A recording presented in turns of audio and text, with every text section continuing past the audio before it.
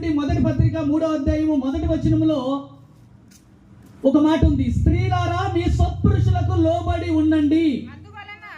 అందువలన వారిలో ఎవరైనాను వాక్యమునకు అవిధేయులైతే వారు భయముతో కూడిన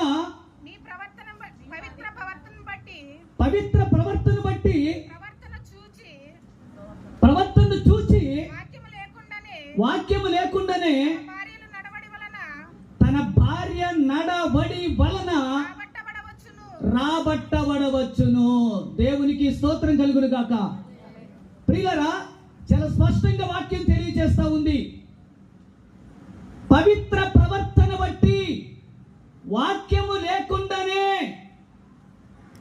నీ భర్తని రాబట్టబడవచ్చును. ఎక్కడికి? దేవుని దగ్గరికి. ప్రియులారా, గమనించాలి. ఆ విధంగా నా భార్య చేసినటువంటి ప్రార్థన నిజంగా దేవుడు ఆలకించాడు.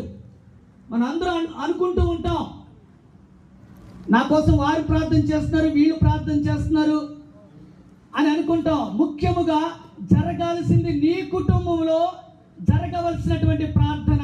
దేవునికి స్తోత్రం కలుగును గాక.